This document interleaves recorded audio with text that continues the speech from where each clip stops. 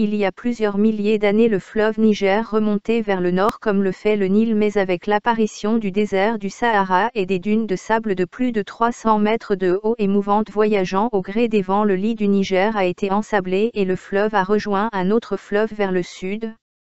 Ce qu'il faudrait faire, c'est créer un lac immense pour ne pas léser les pays africains comme le Mali ou le Niger, puis détourner le fleuve vers le nord et donc vers Alger, la capitale de l'Algérie, comme autrefois. Il ne s'agit pas de détourner le fleuve mais de lui faire regagner son ancien chemin. Pour cela, il serait judicieux de créer un fleuve souterrain qui ne pourrait pas être ensablé, puis par des dérivations de créer des lacs et irriguer les terres sur le parcours du fleuve. Ainsi l'Algérie pourrait devenir une seconde Égypte, un pays agricole et prospère.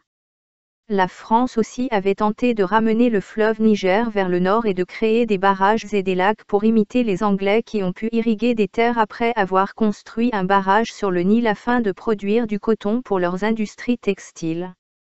Initié par les autorités françaises dans les années 1920, le projet destiné à l'origine à satisfaire les besoins d'approvisionnement en coton des industries textiles françaises a connu de nombreux revers.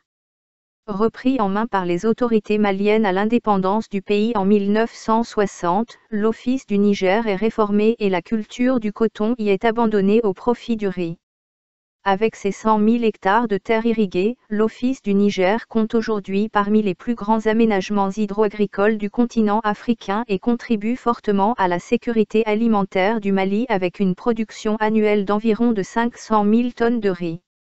Il existe de nouvelles technologies comme des tunneliers géants qui pourraient permettre de créer un fleuve artificiel comme celui construit en Libye par Kadhafi qui faisait plus de 3500 km de long, mais qui a été détruit par les Occidentaux.